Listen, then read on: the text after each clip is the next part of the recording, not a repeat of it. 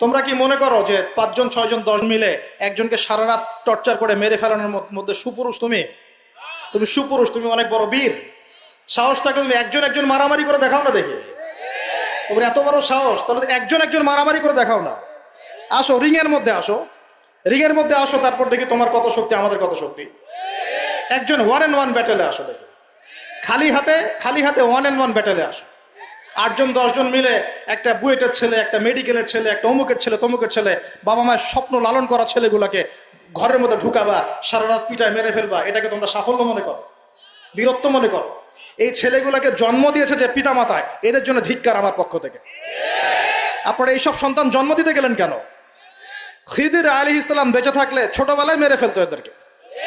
ওই যে খিদির আলাইহিস সালাম ছোটবেলায় একটা বাচ্চাকে মেরে ফেলছিলেন না? মুসা আলাইহিস সালাম বলেছিলেন যে একটা বাচ্চাকে কেন মেরে ফেললেন? তখন খিদির আলাইহিস সালাম বলেছিলেন, এই ছেলেটা যদি বড় হয়, বড় হলে অনেক বড় কাফের হবে। আল্লাহ আগে জানিয়ে দিয়েছেন, এই জন্য আগে মেরে দিয়েছে। এই বাচ্চাগুলোকে নিতে গেলেন কেন? কোনো রকম লজ্জাবোধও নাই, চক্ষু লজ্জা নাই। এরপর যখন আইন শৃঙ্খলা বাহিনী এদেরকে অ্যারেস্ট করে নিয়ে যায়, বীরের মতো হাসতে হাসতে চলে যায়। ও জানে যে আমার কোনো সমস্যা হবে না, ফাঁক ফোকর দিয়ে বেরিয়ে চলে আসবে। তোমরা এগুলোকে বীরত্ব মনে করো? তোমরা বীরত্ব মনে করো? সুপুরুষ হয়ে গেছো তোমরা। এতই যদি ক্ষমতা থাকে, সাহস থাকে, তো একজন একজন মারামারি করো না কেন? 1-on-1 ব্যাটেল আসো, তারপর দেখো কে জিতে কে হারে। 10 জন মিলে একজনকে পিটাবা, মনে করছো খুব বড় বীর হয়ে গেছো? কি একটা অবস্থা চলছে! এগুলো যখন চলতে থাকবে একটা কওমের মধ্যে, আপনার মনে হয় যে আল্লাহর পক্ষ থেকে রহমত নেমে আসবে? লা ইলাহা ইল্লাল্লাহ বলা একজন মানুষ যদি বেঁচে থাকে, ওই একজন মানুষের সম্মানে আল্লাহ পাক কিয়ামত দিবে না ইনশাআল্লাহ। সে একজন মানুষকে এভাবে নির্মমভাবে পিটিয়ে মেরে ফেলো তোমরা। এখন মানুষকে পেটানো শুরু করেছো। নবী সাল্লাল্লাহু আলাইহি ওয়াসাল্লাম শেষ জামানের হাদিস সম্পর্কে বলেছিলেন যে আমি এক শ্রেণীর মানুষকে দেখি নাই যারা আসবে, মানুষকে নির্মমভাবে মারবে, নির্মমভাবে মানুষকে পিটিয়ে মারবে। আর কোরআন খুলে দেখেন, একটা জাতির কথা আল্লাহ পাক বলেছেন। এই জাতির নাম হচ্ছে আদ জাতি। কোন জাতি ভাই? এই আদ জাতিকে আল্লাহ পাক ধ্বংস করেছিলেন ঝড় দিয়ে, ঝাপটা দিয়ে। আল্লাহ পাক এই কম সম্পর্কে বলেছেন, ওয়াইদা বাতাসতুম জাব্বারিন। ওরা শিরক কুফর তো করতোই, কিন্তু এর পাশাপাশি একটা বড় পাপ করত। ওই পাপটা হচ্ছে এরা যখন মানুষকে পেত, পিটিয়ে মেরে ফেলতো, নির্মমভাবে পিটিয়ে মেরে ফেলতো।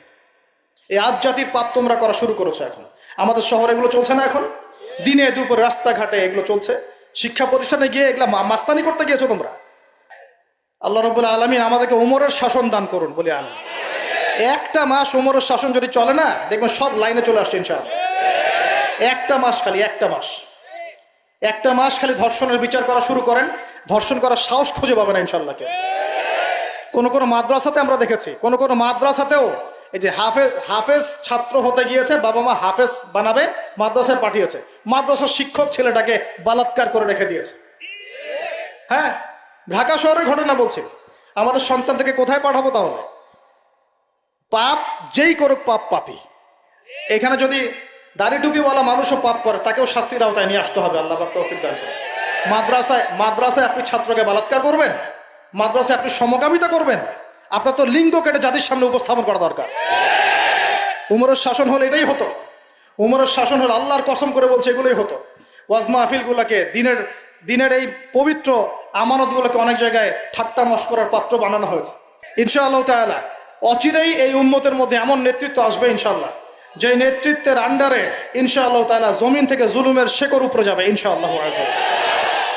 আমরা আল্লাহর কাছে দোয়া করি, আল্লাহ পাক আমরা বেঁচে থাকি না থাকে এমন প্রজন্ম যেন আল্লাহ পাক নিয়ে আসেন ইনশাআল্লাহ। সারা দুনিয়া জুড়ে ফাইজলামি শুরু হয়ে গেছে, সারা বিশ্ব জুড়ে এই যে পশ্চিমাদের যে আগ্রাসন, মুসলিম বিশ্বের আনাচে কানাচে অসহায় মুসলিমদেরকে নির্যাতন করা হচ্ছে নির্মমভাবে। একটা বাচ্চা সে জানে না যে শিয়া কি সুন্নি কি, বোম মেরে উড়িয়ে দেওয়া হলো, মাথার খুলি উড়িয়ে দেওয়া। একটা বাচ্চা, একটা মা জানে না শিয়াইজম কি সুন্নিজম কি, মিসাইল মেরে বোম মেরে হত্যা করে দেওয়া হলো। ফাইজলামি শুরু হয়েছে সারা বিশ্ব জুড়ে, এগুলো চলতেছে এখন। সারা বিশ্ব জুড়ে মিডিয়ার মধ্য দিয়ে মুসলিমদেরকে আজকে সন্ত্রাসী বানানো হয়ে গিয়েছে। সারা বিশ্বে রক্তও ঝরবে আমাদের, আবার আমাদেরকেও সবাই সন্ত্রাসী বলে বেড়াবে। নাটক শুরু করেছে, নাটক। সারা বিশ্ব জুড়ে সবচেয়ে শান্তিকামী মানুষ কারা? আমরা, অন্য কেউ আছে? সারা বিশ্বের নিরীহ মানুষের রক্ত কাদের হাতে লেগে আছে? আমাদের হাতে। আমরা ইরাকে মানুষ হত্যা করেছি, আমরা আফগানিস্তানে মানুষ হত্যা করেছি, আমরা উইঘুরদেরকে হত্যা করেছি, আমরা রোহিঙ্গাদেরকে হত্যা করেছি, আমরা বিগত 12, 14, 15 বছর ধরে সিরিয়াতে বাচ্চাদেরকে হত্যা করেছি। বিগত প্রায় 70 বছর থেকে প্যালেস্টাইনে আমরা মানুষকে হত্যা করেছি। আমরা কি এই যে লেবানন, জর্ডান এই জায়গাগুলোতে মানুষকে আমরা মারছি? তাহলে সারা বিশ্বে আমাদেরকে আজকে সন্ত্রাসী কেন বলা হবে? কি কারণে বলা হবে? আর আমরা কেউ কোনো কথাও বলি না, মন থেকে ঘৃণাও করি না। এই কথাগুলো বলবেন কারা? বলবেন তো আলেম ওলামারা।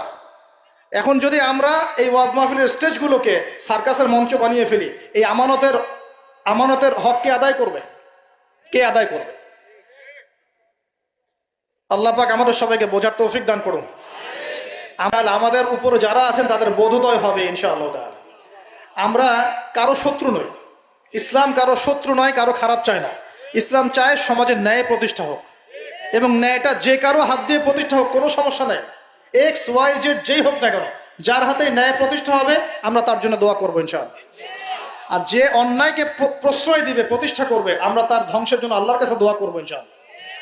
আর আল্লাহ পাকের গজব যখন নেমে আসবে, কেউ ঠেকাতে পারবে না ইনশাআল্লাহ। আমি বলে দিয়েছি প্রথমেই, সবকিছুর মালিককে, সব ক্ষমতা কার হাতে?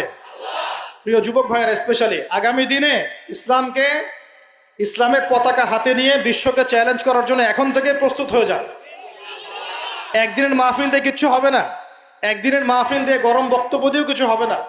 আপনাদের সবাইকে কনস্ট্রাকটিভ কাজ করতে হবে। প্রত্যেক মুসলিম ভাইকে 5 ওয়াক্ত নামাজ আদায় করতে হবে। আল্লাহ পাক তৌফিক দান করুন। প্রত্যেক ভাইয়ের যাদের যাকাত ফরজ হয়েছে, যাকাত অবশ্যই দিতে হবে ইনশাআল্লাহ। বেশি বেশি দান সদকা করবেন।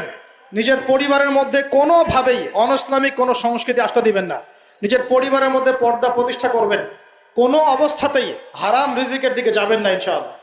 আপনার সন্তান সন্ততিদেরকে ছোটবেলা থেকেই মুসলিম রূপে মানুষ করবেন, কোনো রকম অমুসলিম কালচারে বড় করবেন না। আপনার সন্তানদেরকে ছোটবেলায় কোরআন শেখাবেন, হাদিস শেখাবেন, আলেম ওলামা সোহবত দিবেন, হকপন্থী আলেম চিনবেন, তাদের কাছে সন্তানদেরকে পাঠাবেন ইনশাআল্লাহ। ইসলামকে নিয়ে ঠাট্টা বিদ্রুপ করবেন না, রং তামাশা করবেন না। এই যুগ সম্পর্কে সচেতন থাকবেন। কি হচ্ছে, কি চলছে, হাদিসে কি আছে, কোরআনে কি আছে, সামনে কি হতে পারে, সচেতনতা তৈরি করবেন।